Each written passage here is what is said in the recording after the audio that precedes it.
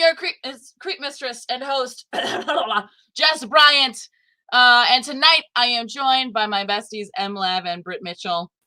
But yeah, pop them on in. Hey, my friends, how's it going? Oh, look at you. Spooky. Spooky, scary. Spooky, scary, Welcome bold. to our fireside chat. Oh, we're Indeed. imbibing because we're scared. Yes. I'm so glad that you were able to join me tonight as my friend Ben Scurria is on vacation in Vermont. So, you know, fuck him. There's nothing scary up there. Nothing scary in Vermont. That's how cold it is. That's hot where I am. Or maybe it's just me. Or it could be this fire I got going behind me. It's you, you steaming pile of beauty. Oh my, oh, you're too kind. How are we this fine evening, my friends? Are you ready to get creeped out? I am very ready. This is the first night I'm in my bed in about 5-ish days, so I'm pretty pumped for this. Oh, right. So you were just camping, Britt, right? I was in the southern Rhode Island area. Ooh, and did you tell any ghost stories around the campfire? No, there were no ghost stories, but we were away on 420, and Spooky. it was very spooky, scary, and I mean, it was more Christmas really for me than anything. So, no ghost stories, but high times. Oh, very. How about you, Frady Lav? How are you doing this evening? Are you ready to get creeped out? I'm so ready to not sleep. This particular story you're telling, like, reaffirmed my irrational fear of dolls. So let's get cracking. Awesome. So first of all, though, ladies, tell me, are you believers in the occult? Do you believe in ghosts and possession and demonic spirits? Straight up. Oh yeah. Oh yeah. Oh yeah. Have you ever had any experiences of your own? I mean, working in Salem, I was more really creeped out by the crappy tourism than the actual spooks that were in the city, supposedly. I mean, I've seen weird stuff, but like nothing that I'm like, that's a spooky scary. I was just like, oh, maybe it was like the wind or something. I don't know. I thought I saw an old guy in a window once, but again, I'm high a good portion of college. Damn. So I don't know. That's true. Go ahead, I'm left. Oh, they said that the Witch Dungeon Museum where I worked was haunted because it was just an old church. And I never personally, and you know, it would freak me out to a point where like I heard stories from this woman who had worked there for like years and years, and she's very into the occult. She said that that a spirit wearing red pants would flirt with her in the dungeon. So she was like very aware of this like particular being that was like very into her, and so she felt like she needed to like communicate with him. I never met the man in the red pants, but I would still run through the dungeon if I was ever in there alone. Guys, we need to write a movie about the man in the red pants. Man in the red pants. Yeah, right. This summer, the man in the red pants. Beware. Hashtag yes, all women, even ghosts. One hot pair of pants from hell. The hell pants. Sisterhood of the traveling red pants. That's Grace in the chat Grace in the chat says she grew up in a haunted house. We're gonna have to get some details from her maybe later. Yeah, that's legit. So full disclosure, I am not a big believer in this kind of stuff. Well, it's been a good show. Okay, bye. But hold on, you know. Okay, so anyone who knows me well knows that I'm like pretty much a raging atheist. And so I'm not really into like ghosts and that kind of stuff. However, this story is a good one. It's a fun one. I don't know if it's true for real, but like it purportedly it's true. So we're gonna find out. So yeah, this story is a good one. I'm sure, as you know, right? It was made into a motion picture.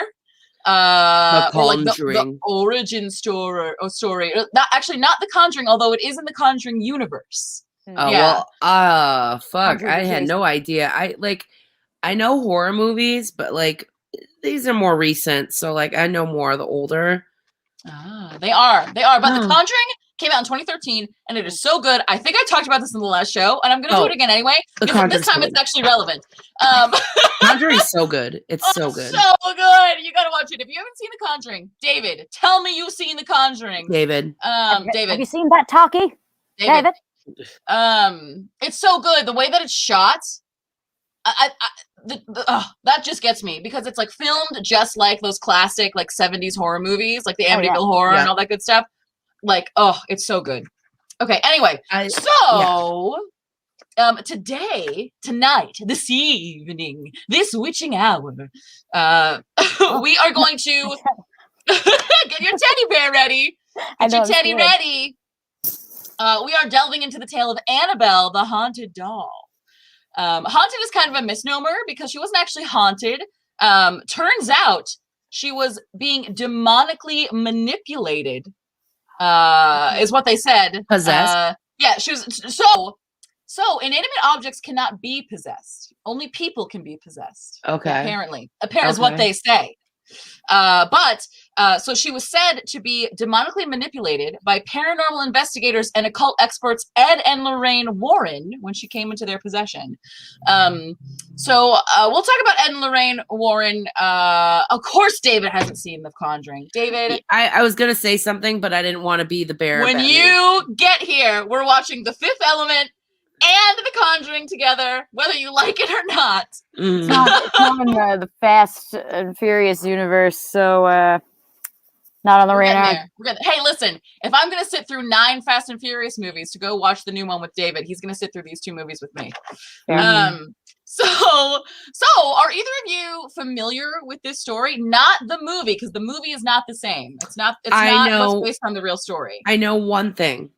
All right, what do you know? Tell me what you know. It's a Raggedy doll. It is a Raggedy Ann doll. Yeah. All I fucking know. That's it. I'm gonna show you right now a picture of. Hold on. Yeah, I'm gonna show you a picture of. Oh God, it's not up anymore. Why isn't it up anymore? Because it's behind you. Spooky. Behind you. It's happening. Window. Why isn't it coming up? It wants me to share my NVIDIA. Guys, her computer is being demonically manipulated right now. As my computer's being. Hold on. Let me see if I can just reopen it and see if that'll help. What the hell? I want my pictures. Well, Jess's, let's look how spooky this is. Spooky. I know, right? Scary glasses. Spooky, scary skeletons and shivers. There we go. Glasses. Okay, so this is the real Annabelle doll. She's so chill. Look at her vibing. Yeah. You know, people are like, "Oh, look at her creepy, empty eyes," and I'm like, "No, she looks cute. She's adorable. She's straight vibing. Look at the way she's sitting is like the cover of a Cypress Hill album. Just like everyone like spread leg, looking down, being like, "What?" She's straight vibing right now. She is. I had a Raggedy Ann and Andy doll when I was a kid. Did either of you? I did. You did? My cousin did. So and my aunt babysat me enough where I felt like, I was in the presence of a Raggedy Ann doll enough. Yeah. I also had I had a My Buddy doll, which is the doll that Chucky is based on. My buddy. So I've had both. I've had both dolls that are based on fucking creepy bullshit. Okay. Nice. Let's settle in. Let's get ready. Get your mind ready. I'm in my to be creeped out as I weave you the tale. I'm literally of Annabelle the haunted. Look at you, Annabelle the haunted doll. Don't fall fucking asleep, Britt. I'm gonna. She's scared. We're gonna get your reactions along the way. Okay, so here we go. In 1970, a 28-year-old nursing student named Donna lived in a small apartment with her roommate Angie. That's my grandmother's name. For her birthday, so she's 28 years old. For her birthday, she received a Raggedy Ann doll from her mother. Cute. For her 28th For her 28th birthday. Wait. Cool. Right? Red I mean, flag. it's 1970, but it's like still, that's like, was it just like the infantilization of women that was like so strong in the 1970s that they were like, here's a fucking doll for your almost 30th birthday? Like, I don't know. Anyway, so so reports vary on where her mother bought the doll. I saw both an antique store. I saw like it was like an antique Raggedy Ann, or it was a hobby store. But what I did see was that the clothes that she's wearing were not made prior to 1970, so it was probably a new doll. Okay. Anyway, so Donna put it on her bed as a decoration, and she and Angie didn't really think a whole lot about it until it began to make small movements on its own. Yeah, at first it was barely noticeable, right? You know, it would slightly shift position, right? But over time, it started to move around the house on its own. So they lived in a small apartment, so it would move around the apartment on its own. I have a question. Donna, okay, answer.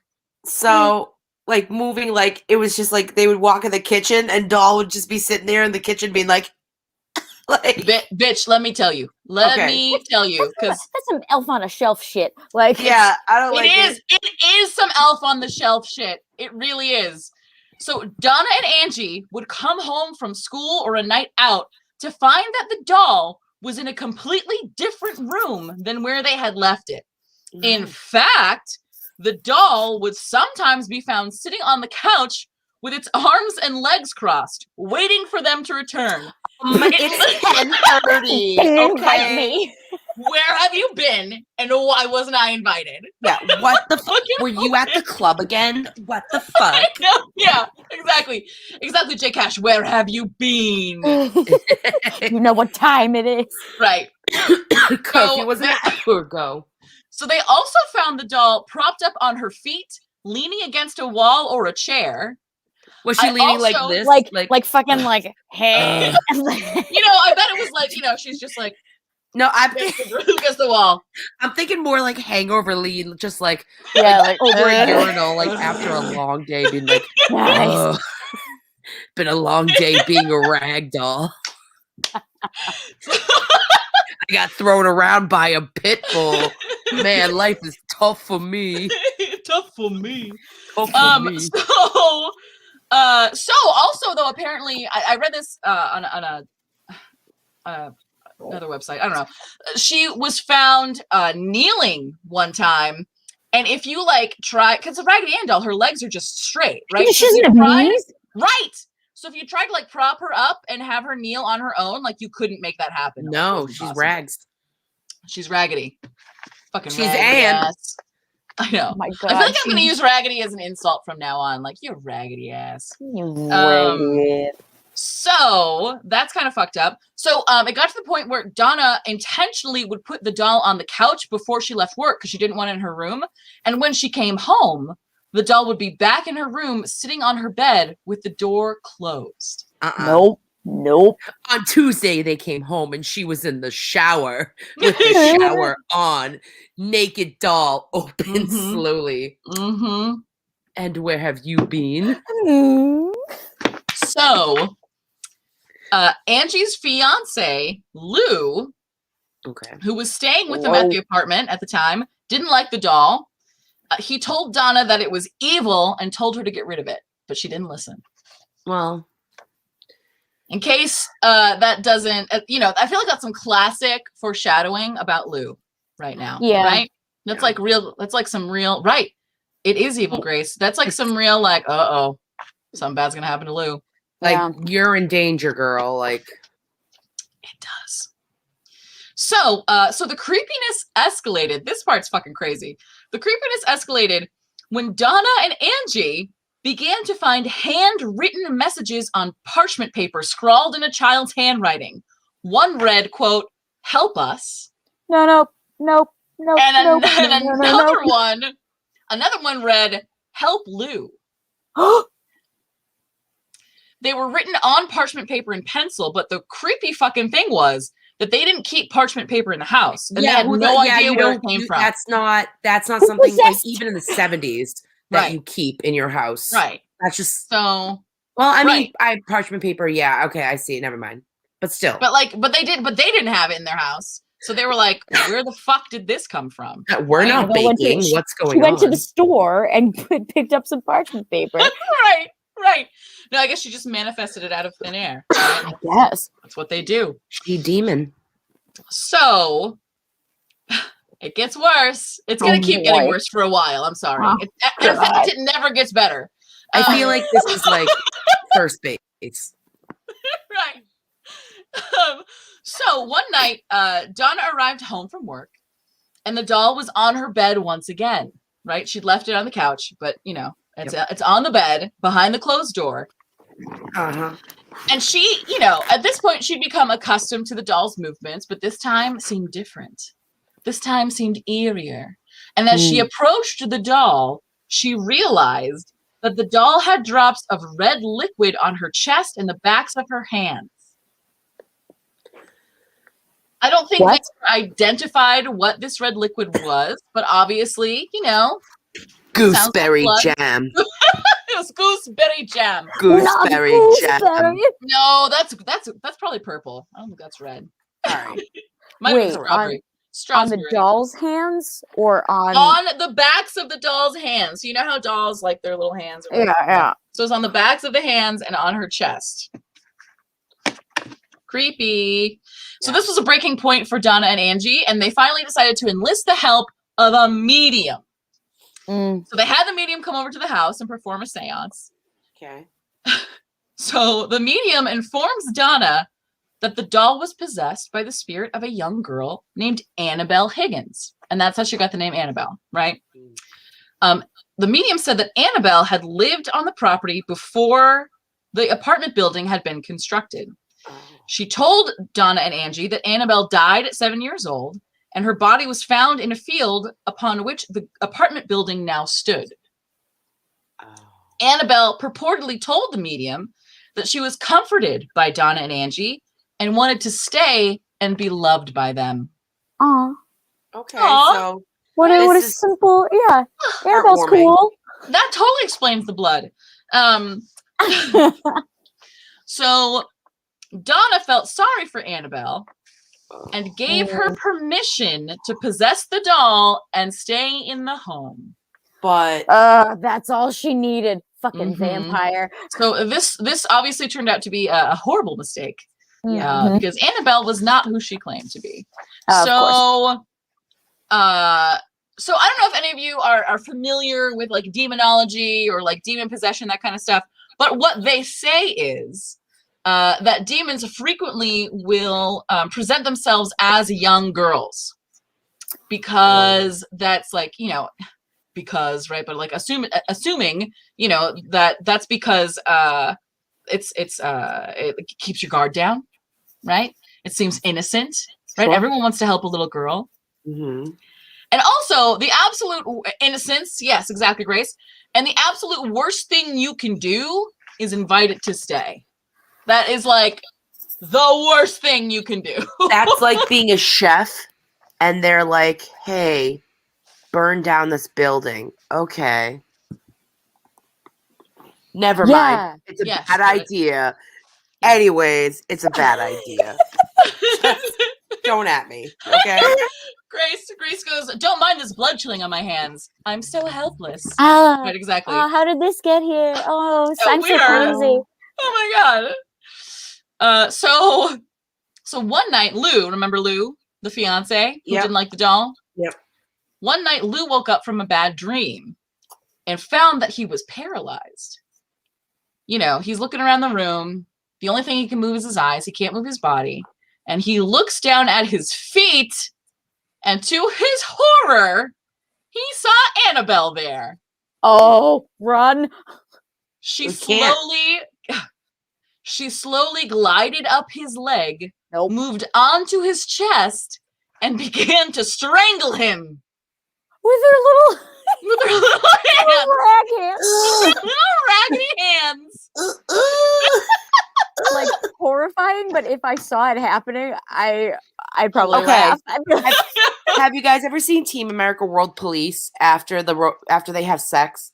Britt, have What? I ever seen Team America World Police? please, No. ask him this question. Have you No, you okay. know this.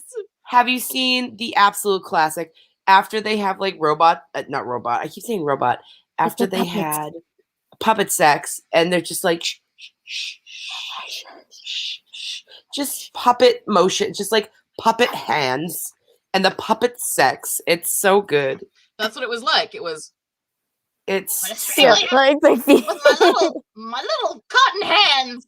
if you promise you won't die, I'll sleep with you. I promise. My favorite part of that movie. I haven't seen it, but I'm glad you keep referencing it. Yeah, maybe someday. So she glided up his leg, moved out to his chest, began to strangle him. Yeah, that's it, Grace. Grace promises she will never die. No, it's from the movie I Promise I Will Never Die. That's the quote. So Lou blacked out. Right, he blacks out. He's being asphyxiated. He's paralyzed. He blacks out and wakes up the next morning and is convinced that it wasn't a dream. No. Right? Or sleep paralysis. Right. Yeah, it's got maybe some apnea. Like it's just Yeah. like Yo, that's straight apnea, dog. straight apnea, dog. you just need a mask, dude. You're fine. Yeah. You need a CPAP. You'll be all right. It's 1970. They didn't have CPAPs back then. Oh yeah. Yeah. Yeah. He's Sleep fucked. paralysis. So basically any story where someone says, "Oh, I woke up and I was paralyzed," that's sleep paralysis. If you're having a nightmare, it's sleep paralysis. That's what it is. So yeah. But still scary shit. I wanted to ask you. Have either of you had a dream that was so vivid you were sure it was real? Yes, like constantly. Okay, cool. For the last year. Britt, what Yes. was your what's a dream that you had that you were so sure that was so vivid you were sure it was real?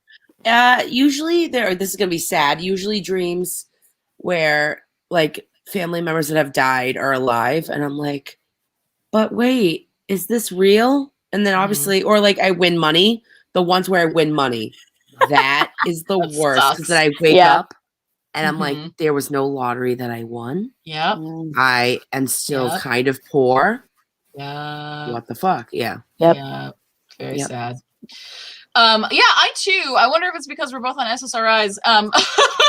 I too have like super fucking vivid dreams. But even before I was on, SSRIs, I had super vivid dreams. I remember one time when I was dating my ex, we've been dating for like maybe 3 or 4 months. And we were like Jamie and Claire from Outlander. We were like super head over heels. Like sex was fantastic. It was ridiculous. Yeah. And I remember I had this like super vivid dream that he was like, turned out that he was evil and he was like cheating on me and like,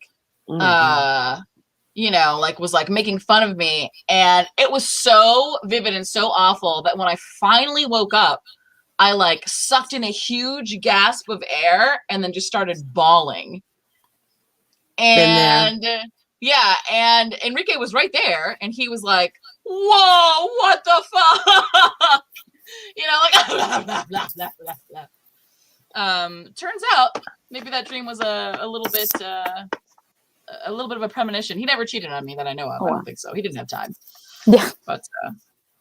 But nevertheless, the dream wasn't far off. Minimally evil. But you know what? I will have dreams and then like think that part of it was real. Like I'll like a week later, I'll be like, "Oh yeah, like so-and-so said this thing to me." And then I'll be like, "Wait a second. No, they didn't." I remember one time I had a dream that I had as a kid that I had Fruit Loops. Ooh. And so then when I woke up in the morning, I went to the cabinet. I got all the way to the cabinet. I had gone to the bathroom. I went into the kitchen, opened up the cereal cabinet, and there was no Fruit Loops. And I was like, "What the fuck?" That's absolutely. That's horseshit. Shit, it was a dream. Horseshit. I know. That you know what? Dead family members, whatever, but Fruit Loops, man.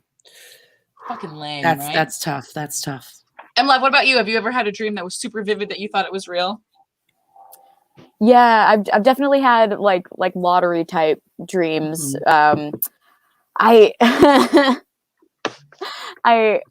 I had a dream like fairly recently where like it's like, you ever have those dreams where like there's a bunch of people that you know in the dream, and either like they have like you don't recognize their face, but like you know them to be like Yep. someone that you know in real life. Yep, I've had those all the time.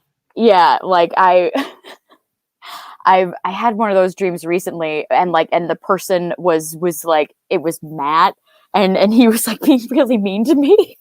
Oh my God. In the dream, and I woke up and I was like, I can't believe you said that to me. And he was like, what? Oh, also, I had a dream once when I was younger, like this was like years and years ago. It was just like me and my cousins, and we were like playing in this, like, we were at this house that like none of us like, it was just like recognized to be like my cousin's house, but I knew it wasn't. And it was like this house that was just like off on the side of the road, and it had like a deep sort of like backyard, and there was like a tennis court in the backyard, and it was just like these like very specific details about this like house I'd never seen before. And then we were driving, my parents and I were going to like my Nana's new house up in Amesbury, and the route that we took, I like looked out the window and I saw this house, and I was like, that's the house from my dream. Like I've had those where I've seen like things I've seen in dreams. I've seen them in real life later on, and I'm like, I fucking saw that in a dream. Yeah. I've had that many times too. Wow. That's crazy. Yeah. That's wild. Yep.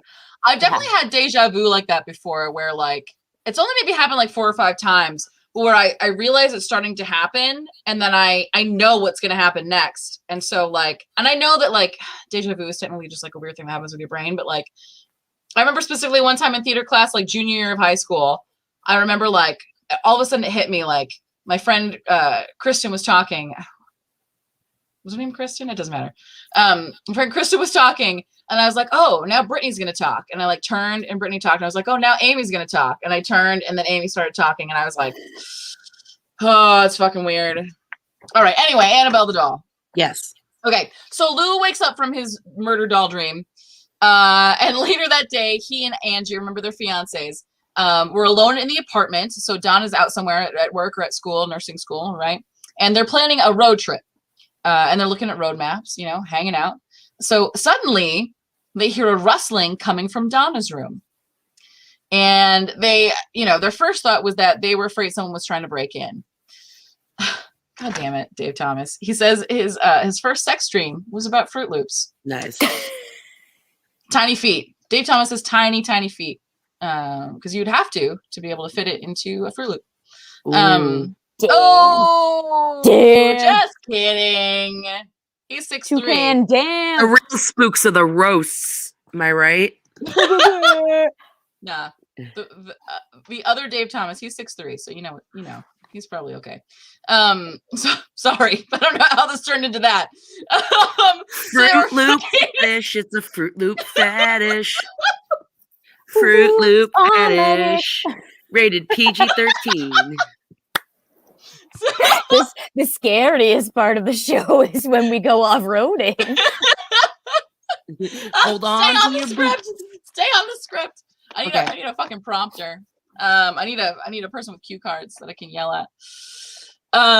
Okay, so they're afraid someone's gonna break in. So Lou quietly creeps down the hall to Donna's bedroom door, and he waits until the sounds stop, and so then he opens the door and turns on the light, and everything seems to be in order, right? Nothing's out of order, nothing's wrong. But he does notice that Annabelle is on the floor. It almost looks like she was tossed on the floor carelessly, right? Mm-hmm. So he goes in the room, everything's in its place. And as it gets closer to the doll, he got the distinct impression that someone was behind him. So he whipped around and no one was there. But suddenly, pain flashed across his chest, causing him to double over. Nope. And when he reached up to touch his chest, where it was hurting him, his shirt was bloody. When he took off his shirt to see what had happened, he had 7 distinct scratch marks, 3 vertically and 4 horizontally. What? Yeah. What the fuck? Oh no.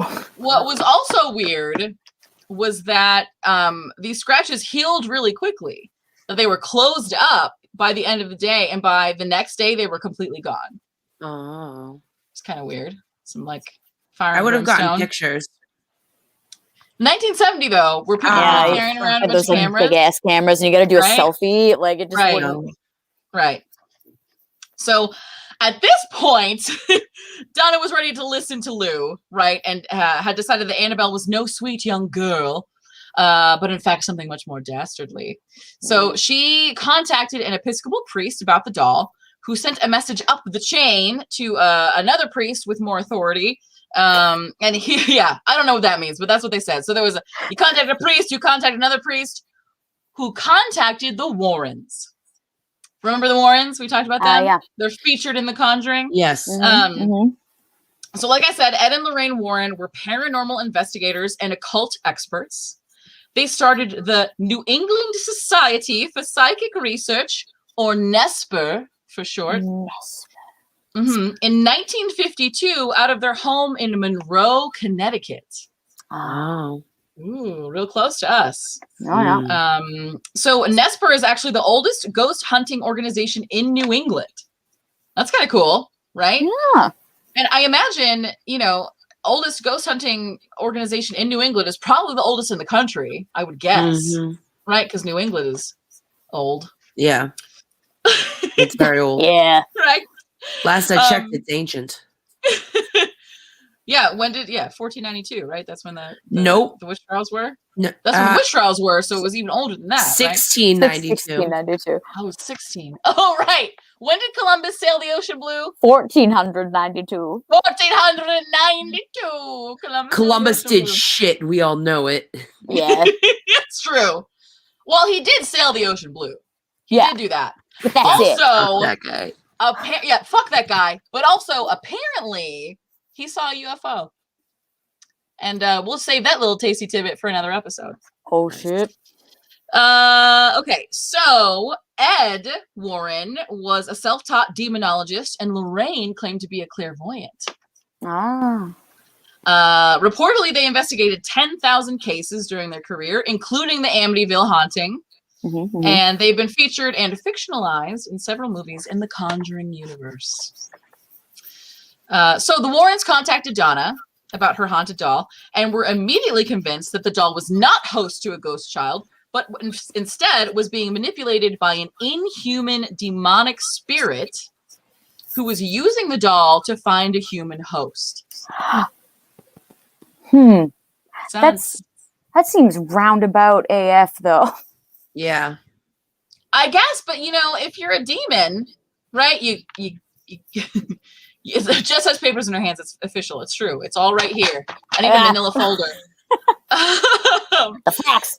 It's just the facts, man. I mean, if you're a demon, you come up from hell and you're like, I need a body, but there's no bodies around. You just happen to show up in a hobby store. You attach yourself to a doll, right? Yeah. I mean, you can't just swipe on Tinder back then, so right. There's no can't demon find a body. Tinder. Oh my God, that's a sketch. There's a sketch in there somewhere. Demon Tinder. Okay, I'm gonna write that down. Demon. Hold on. Let me get. All right. Demon Tinder. All right. So, according to Ed and Lorraine Warren, if the demonic spirit had been allowed to remain in the home for 2 or 3 weeks more, it would have successfully possessed one of its occupants, perhaps harming or even killing them. Oh, no. So just regular Tinder, says DFP, Grace's friend. Yeah. The Warrens came to the house and had a priest exorcise the apartment, and Donna asked them to take the doll away. Bye. And they did. Yeah, bye. So Ed and Lorraine put the doll in the backseat of their car and set on their way home. Oh, boy. On the way, however, the car began to swerve on its own accord, and the brakes and the power steering would fail. What? After After several near misses, Ed pulled over and crossed the doll with holy water. Once this was done, they were able to make their way home safely. Wow. Fucking crazy. It gets crazier. Oh boy. Really? So, although the doll was finally out of Donna's life, Annabelle's reign of terror was far from over. At the Warrens' home, she continued to move around on her own, even levitating out of a chair at one point.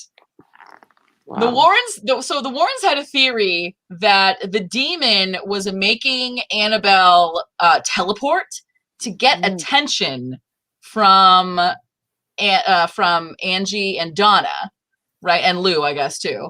And then it wanted them to get a medium so that it could communicate with them and like get them to invite it into their home. Fucking crazy. So it levitates out of a chair at one point. So one day, a Father Jason Bradford visited the house. It's 1970. These like paranormal occultists, right, Ed and Lorraine Warren, they got like a lot of close relationships with a bunch of priests. It's just interesting to me. Like, are priests just like hanging out with like demonologists? I guess like. Well, they like stay in the same circles. Yeah, I guess, right? It just seems so odd to me that priests are like. I don't know. We share a common interest. Demons. With angels there are demons, and yeah. So anyway, a Father Jason Bradford visited the home. He picked up the doll from a chair and said to it, quote, "You're just a rag doll, Annabelle. You can't hurt anyone." He's dead. He's dead. He's dead. And threw it back into the chair. No. Ed was upset, and Lorraine was also upset. And she insisted that Bradford drive carefully and call when he got home. 3 hours later, the phone rang. It was Father Bradford, so he wasn't dead. Okay. His brakes had failed entering a busy intersection.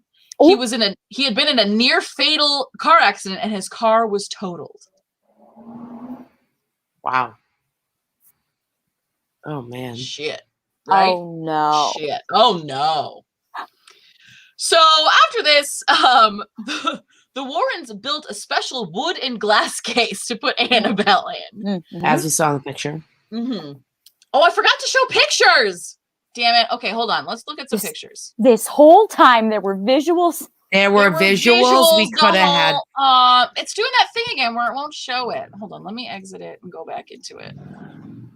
Hold on. I forgot to show my fucking pictures. I need like a separate window or something, you know? Okay, so... Did you send them to our crypt keeper? No, I did, but here we go. Okay, so this is the Annabelle movie poster. Right before The Conjuring, there was Annabelle. The movie is quite different from the actual story. But I included it anyway. So these are the actors who played Ed and Lorraine Warren in The Conjuring and the other movies. I like her collar. Yeah, it's gorgeous, right? I believe this is from The Conjuring. I love this fucking movie. Look at this man. I love this man. He's in all of these Wilson? like yes, and he, you know, he's not the best actor, but he's good looking, right? And he's in all these good movies like. What's the other one that he's in? It's not in the Conjuring universe, but it's really similar. Hard Candy is probably not what you're thinking of, but he's in that too. So this is the real Lorraine and Ed Warren. Oh boy. Very awesome. Yeah, exactly. Not exactly the same. Sidebar. This reminds me of the I Didn't Know I Was Pregnant series on, it's like either Lifetime or TLC. And the actors portraying the real life people are way more attractive than the actual people. It's so apparent. It's like they obviously like were like over complimentary, being like beautiful blonde hair, and it turns out like it's a woman with like gray hair and like 3 teeth. And they have she's an uggo who's a meth addict. Okay, yeah, so this is the picture I wanted to get to. So here, I'm going to zoom in a little bit. So the Warrens have an occult museum in their home. I feel like I've seen a documentary about this museum specifically. You almost certainly have. Yeah.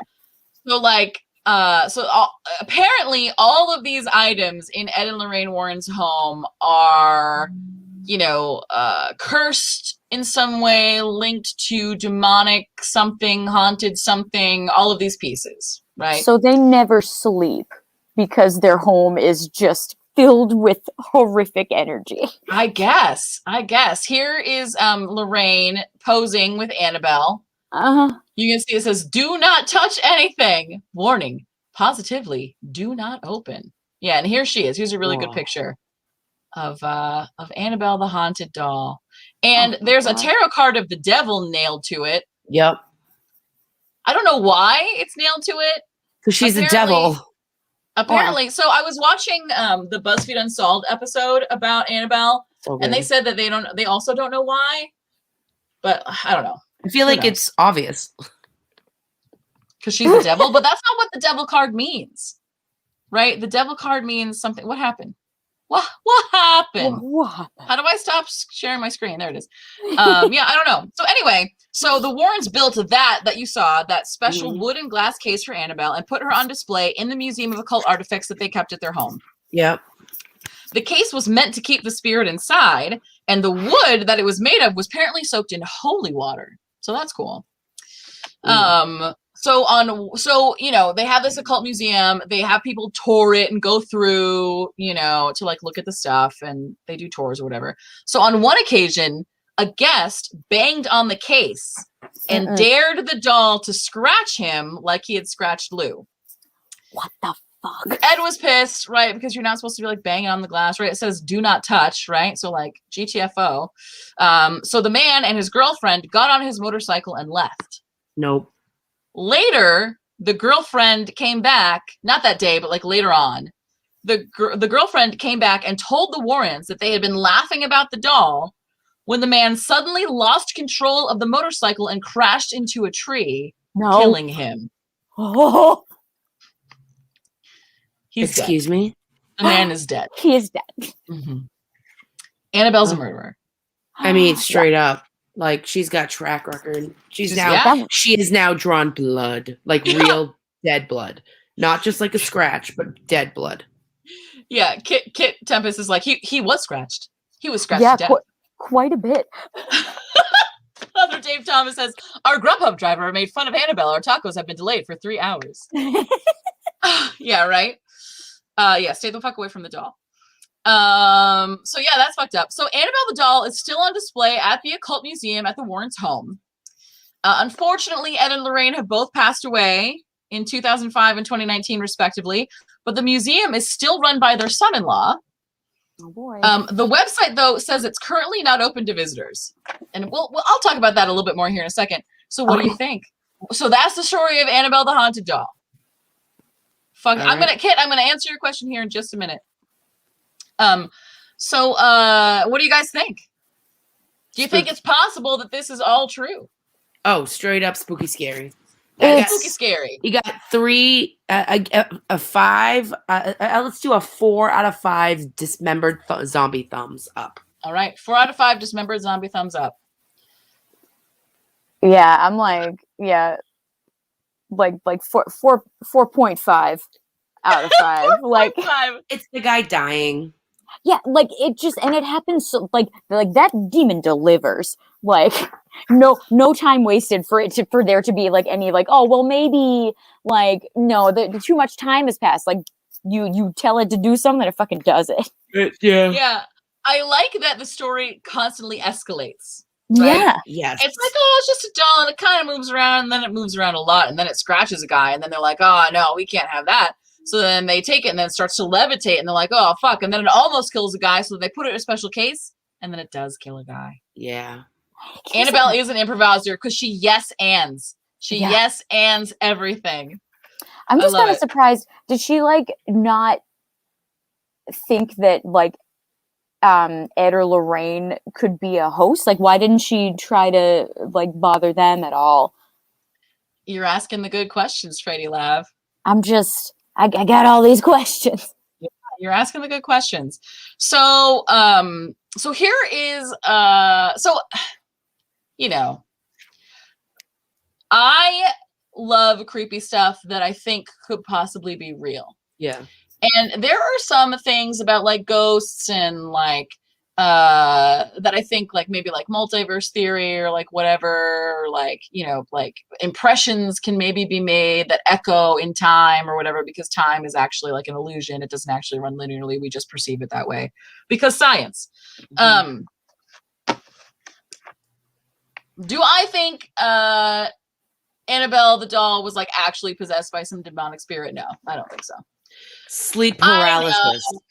Sleep I paralysis, mean, sleep paralysis, like, you know, there's no pictures. Like, here's the thing. There's some stuff, right? So first of all, who are these people? Donna, Angie, and Lou. There's no information about them at all. yeah. All we have is first names, and that Donna was 28 and she was a nursing student. We don't know where they lived. We don't know what city they were in. We don't know last names. We don't know like where they worked or what they did, right? So there's no details about that. However, if they were alive today, they would probably be about 80 years old because she was 28 in 1970, Yeah, right? okay. So if they are alive today, holy shit, I would love to track them down if they're real and like get their personal account, because all of this is being filtered through Ed and Lorraine Warren,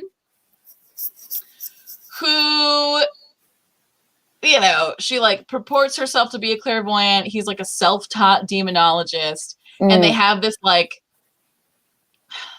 you know, this like, it's like a sideshow. It's like a, you know, it's like the world's largest tumbleweed, and also the occult museum, which is like just a room in their house, you know? I don't know. It is notable that on the website History versus Hollywood, that wrote about Annabelle, it's mentioned that Ed Warren's story about Annabelle changed at least once. Oh.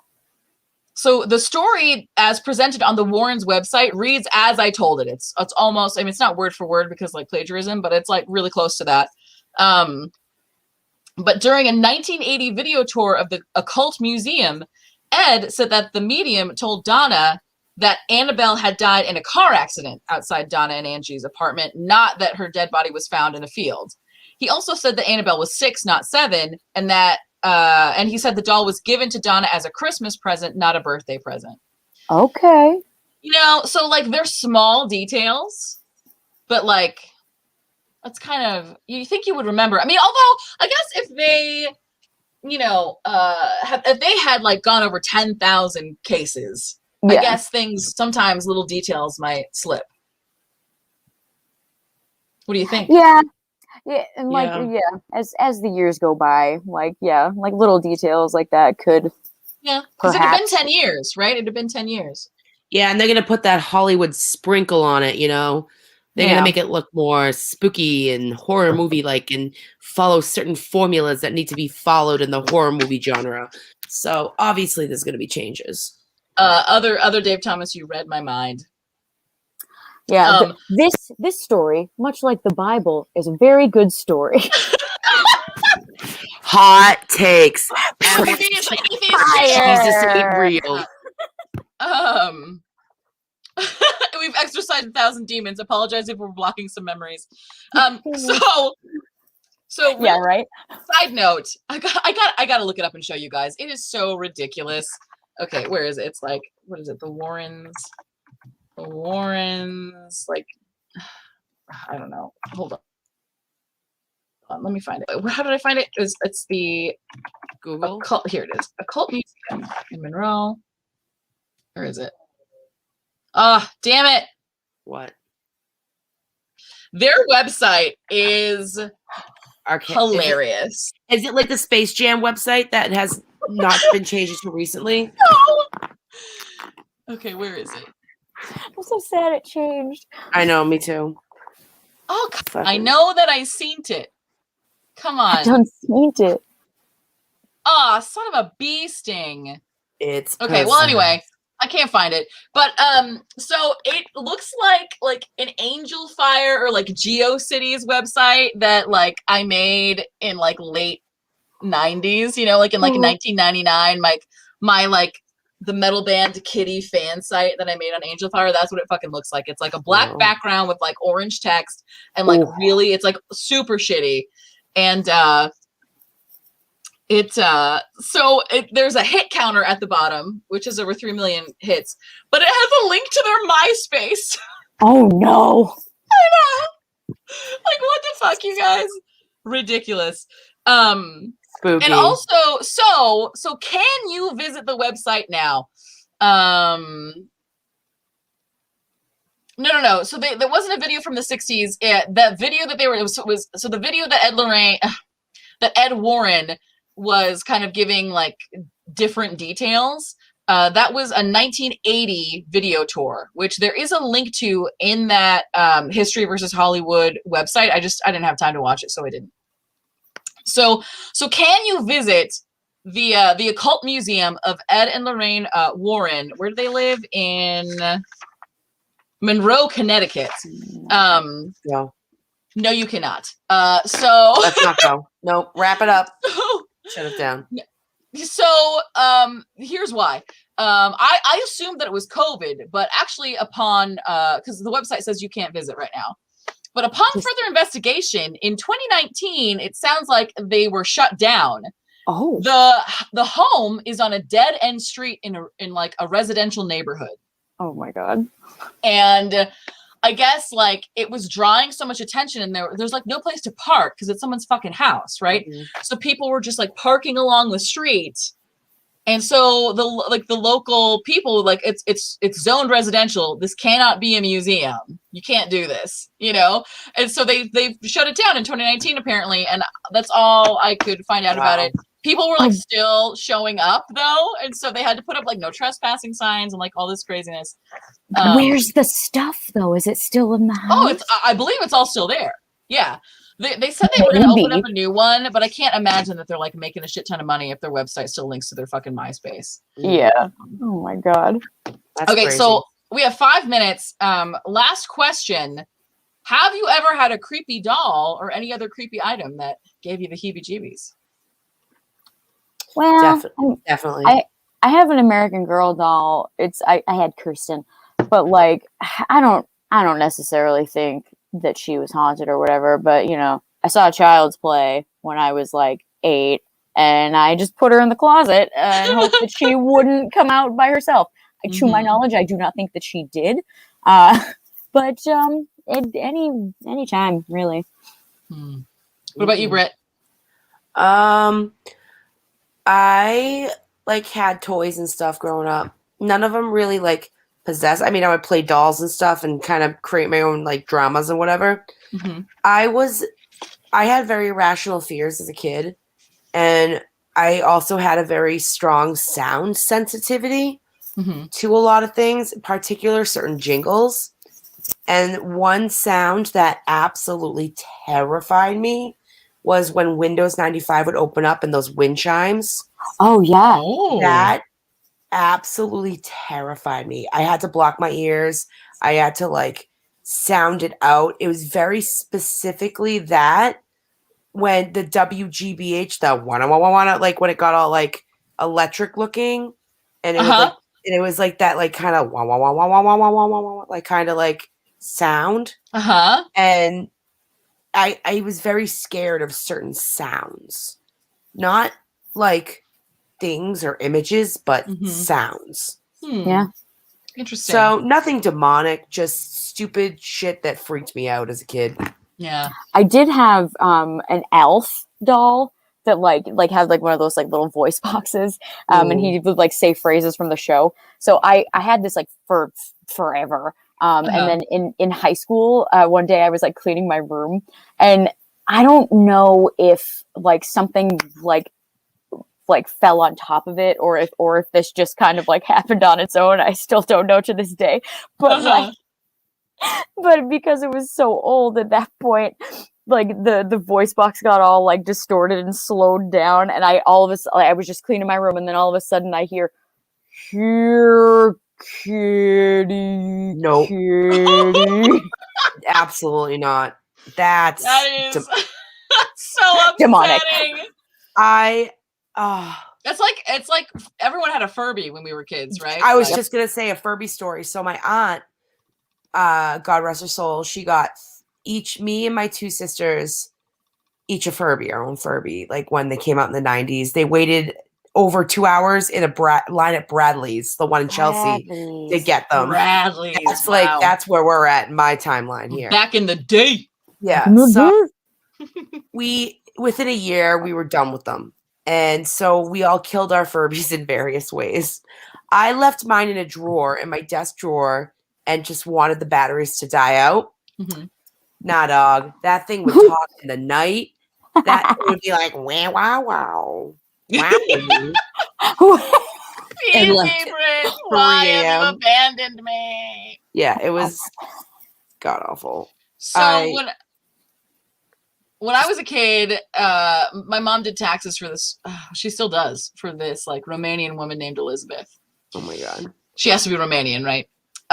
And every year for my birthday, she would give me a porcelain doll.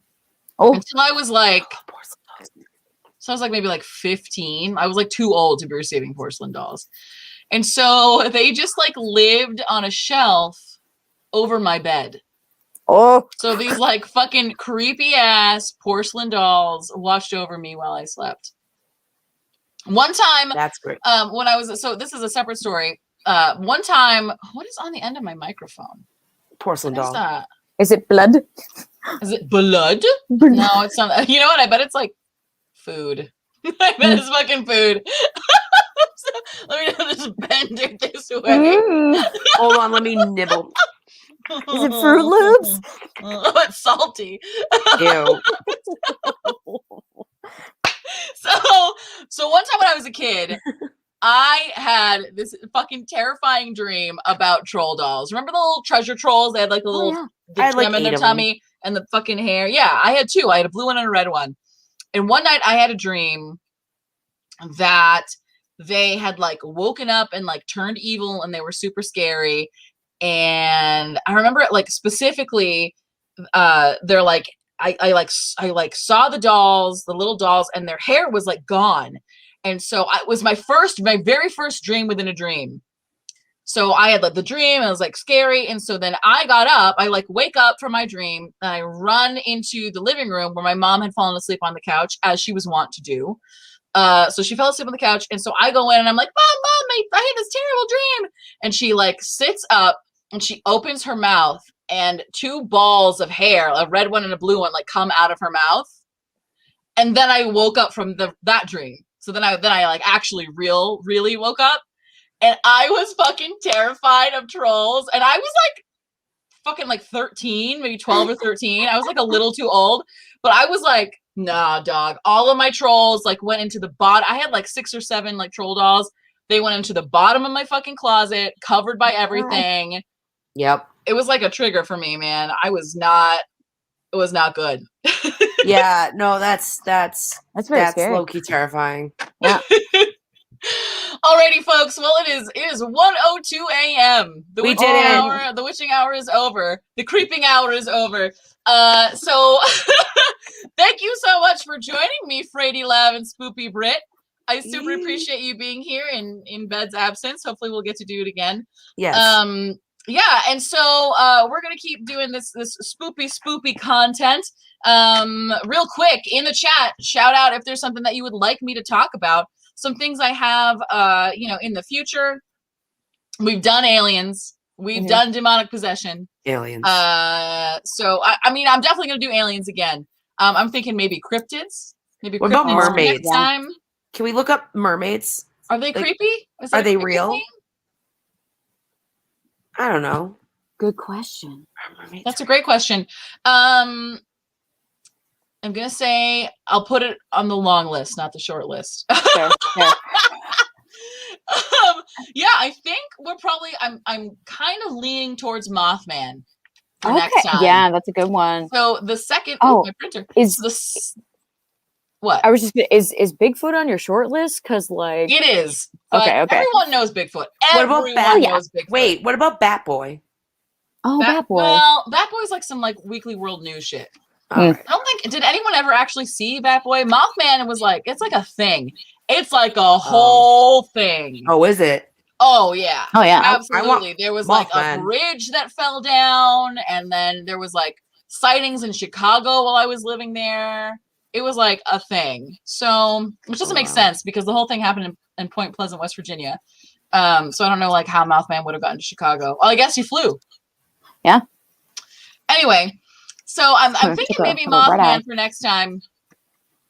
Oh man, Appalachian cryptic hunters. They've got to be looking for those goblins. The goblins I was talking about that time on What's Going On, which occasionally airs on Tuesdays or something.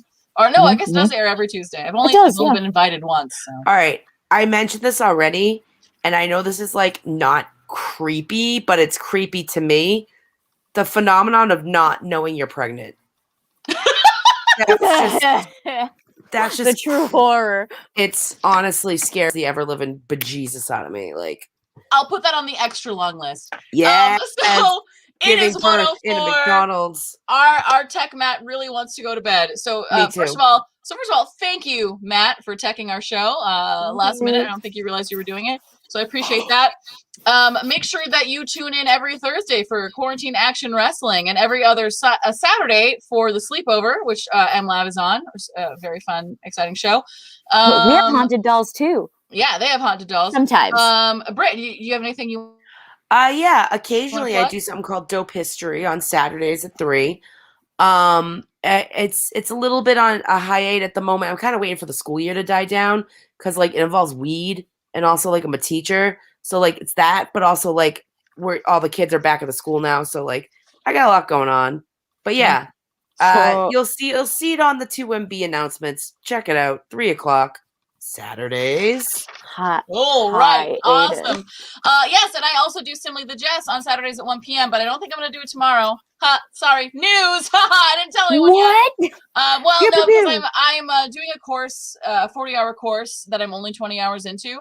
To get my registered behavior technician certificate. There you go. And I gotta finish it this weekend. It's gonna fucking suck. But yeah, most Saturdays at 1 p.m. I do Simply the Jess, which is very fun. I play The Sims online. So thank you for joining me. Please come back. The Midnight Creepout is on the 2nd and 4th Fridays of every month at midnight, obviously. So I hope that you sleep tight. I hope you don't let the bed bugs bite. And I hope you're creeped out.